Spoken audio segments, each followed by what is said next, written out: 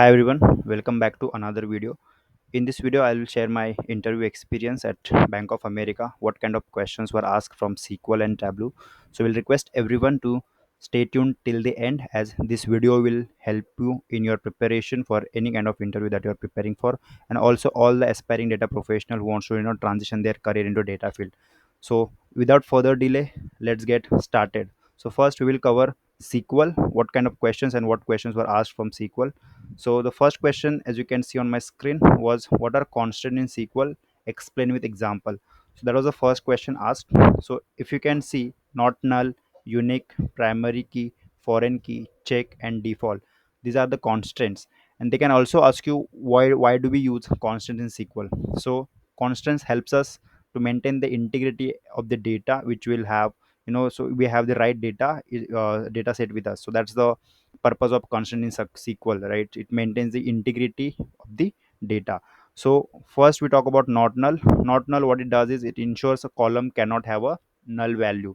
So that's the constant, because if you put the constant for a particular field not null, so that column cannot have a null value. Next is unique. It ensures all values in a column are unique. There are no duplicates in a column. That's what it does. Primary key again uniquely identifies each row in a table. Combine, it is a combination of not null and unique. So primary key, when you talk about, it cannot be null, and it is also a unique key, which will obviously, it has a unique identifier for each row. So next is foreign key, ensures the value in a one table matches a value in another table. So it's like a parent child relationship. Next is check, ensures value in a column satisfy a specific condition. So you can mention particular condition that you want to specify, and it should satisfy. Next is default, sets a default value for a column if no value is provided. So if, let's say, if there is a column with some null or blank values, so in that case you can use a default value for that particular column. So we'll see example for each of the constants. So for not null, let's say there's a employee table. So in employee id, data type is int, and you can mention not null. So it means that employee id cannot have a null value. So there has to be a value for each and every employee id. Same goes for name. For name also, I have given the constant as not null. Next is unique. Again, if there is an employee table, if I say employee id is unique, there cannot be a duplicate employee id. That means I have given the unique constant to it. Similarly, if you see primary key, there's a table employee. Again, in for the employee id, I have said that it's a primary key. So again, it's a unique plus not null, so it cannot be null, and it has to be a unique. So here you can see employee id must be unique and not null. Only one primary key per table. Also, one table has only one primary key. That is also important thing to remember. Foreign key, again I'll give the relation here. If you see foreign key, as I said, there will be parent and child table. So there is one table as department and other is employees. So department id in employees must exist in the departments table. So if you see in my employee table, there's a department id which I've given the foreign key relationship, that has to be present in a department table because it is coming from the department table. So that's what it says. So that's how the parent child relationship is established. Next constant is check. Again, if you see age, I'm giving the condition int is my data type, and I'm giving the constant at check, where check condition is age has to be greater than or equals to 18. So wherever if there is a age less than 18, it will fail, because I have given the constant as check. So wherever there is age greater than 0, it will check that. So age has to be age has to be greater than 18. That's what it will do. And last is default. So for the default, let's say if there's a status column, right, I've given the varchar as data type, and I'm saying default value is active. So wherever there is there is no value for status field, it will automatically, by the default value will be active. So if no status is provided, it defaults to active. So that was the first question. Again, very important. What are the constant? You should know it thoroughly. So there are six types of constant as discussed, so we can make a note of it. Next question was two tables with same field and different values, can we join them? Again, little baffling question, but yeah. So there are, let's say, let's assume that there are two tables, right, employees and department ids, right, in which employee id is a common field with different values. So the question was, can we join them? So in some cases, yes, we can join them. Let's say, so these are the possible scenarios that I've considered. So if same field name, it has a different values, obviously we can join them, right? But it will not give us the result because there is no common value in those two fields. Also, the next thing that we can do is, obviously we can combine all rows from both the tables by using union or union all operator. Also, we can apply cross join, right? So that we get the Cartesian product of it. So that was another very, I mean, good question, right? The next question was, what's the difference between correlated query and nested query? So again, very important question. You should know what is correlated query and nested query. So again, these are the features I have mentioned here, right? Along with the nested difference between nested query and correlated query. So in terms of dependency, nested queries are independent of each other. There is no dependency, right? So inner query is a inner query is independent query, and also outer query. Both are the independent queries. Whereas if you see the correlated query, dependent on the outer query. So if you see the result of the inner query is dependent on the outer query. In terms of execution, this nested query is executed only once, while correlated query executed repeatedly for each row. So therefore it might be little slower as well. So in terms of performance, if you see, usually the nested queries are faster. Correlated queries can be little slower, since it get executed by row.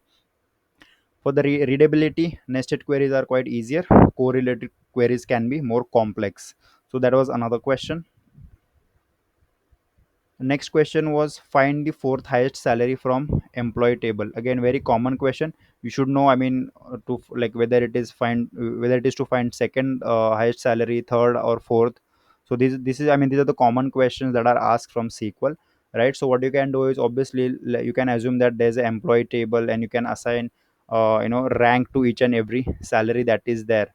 So you can order it by descending order for the salary, and that will give you the rank for each and every salary.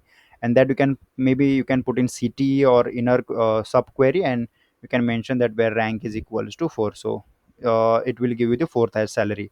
So instead of rank is equals to 4, if you put 3 or 2, it will give you third highest salary or second highest salary. Again, common question, but you should practice this question, because in an interview you should be able to write the code in a correct way. The next question was, what are the Windows functions in SQL? So again, I have written these functions along with its description. What it does. So the first is row number, very common. The, I mean, nomenclature itself is readable. Row number, what it does is it assigns a unique row number per row, or each and every record that is there in your table. So next is rank. So rank rows, allowing ties. It, what it does is, wherever there is a ties, it skips the rank, right? So I will also explain you through this example that is there. Next is a dense rank. It again ranks rows allowing ties.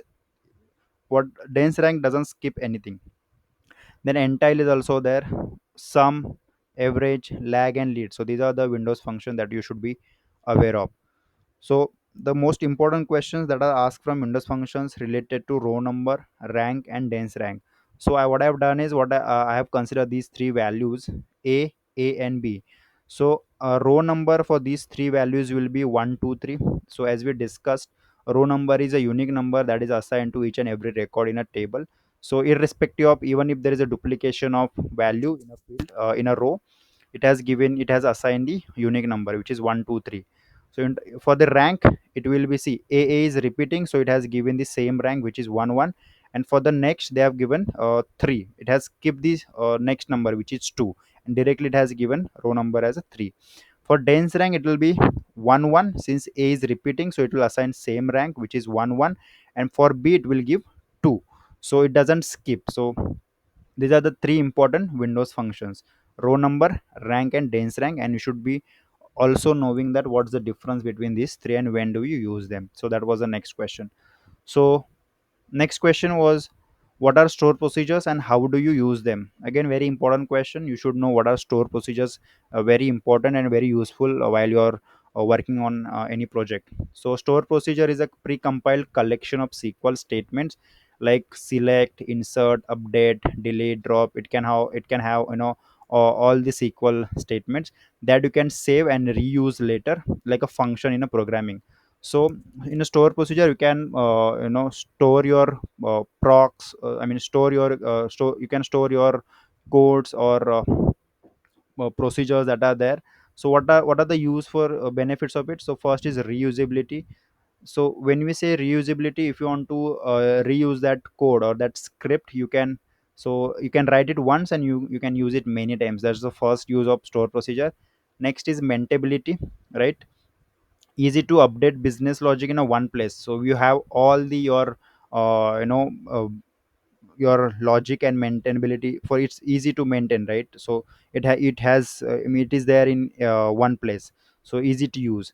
Next is performance, pre-compile and faster execution. So if you want to you execute a task, it's easier to execute that. And security, for security purposes also it's very useful. Let's move on to the next question. How do you improve your query performance? Again, commonly asked question, but yeah, you should know it. First is indexing. If your data set is large, right, add indexes to frequently used columns. So and where, if you, let's say if you are using a particular table or data set which is large in volume, so in that case you can create indexes. It can be clustered or non-clustered index. Next is query writing. Be specific, avoid select star. So in your query, obviously, instead of mentioning all the fields from the table, you can specify selected required fields only. So that will again impact your query performance in a good way. Next is joins and filters. Applied only relevant joins and where clauses. Also be particular about what you mention in your where clause, because what that does is it filters the table, right? So if you are putting irrelevant where conditions, it might take longer. And also tools. So this is again, how do you improve query performance, important question. So these are the 3 4 things that you should be doing. First is indexing, then query writing. In a query writing you can avoid all the columns in select statement, and be careful about what you're joining on and what you're putting in your where conditions for filtering. Next is, how do you calculate running total and running average in SQL? Again, easy question, right? So for running total, you can use some function in some function like in a window function, right? So sum amount and then over and then order by. So for average, you can, instead of sum, you can use average to get the running average. Easy question. The next question was asked from SSIS, which is SQL Server Integration Services. So the question was, what is OLADB transfer command in SSIS? So it's a data flow transformation that lets you execute an SQL statement, right? If you want to auto task something, so that you can do using this command. SQL statement, in you can do update, insert, or delete for each row passing through the data flow. So these were the SQL questions asked. Let's move on to the Tableau questions now. So Tableau questions were all theoretical. Nothing. I mean, they did not ask me any practical questions. All related to theory only. So again, what is RLS in Tableau? Important question, very commonly asked, but you should know thoroughly. How can you add custom color in palette? This was something new to me, right? Which I was not able to answer, right? You can search about it. I mean, how you can add custom color in a palette. What are LODs and its types? Again, very important question. LOD stands for level of details, and there are three types of LODs. First is fixed, include and exclude. So there are three types of LODs. What are measures and dimensions? Again, very commonly asked question, so you should be aware of it. And last is explain any Tableau project work that you have done. So that was a another question asked based on Tableau. So friends, I think these were the questions that were asked during my interview at Bank of America. So I hope you liked it. So if you're new to the channel, do not forget to like this video. If you like the video, right, please share this video with your friends or whosoever is preparing for interviews, and do not forget to subscribe to our channel. We'll see you in the next video. Thank you.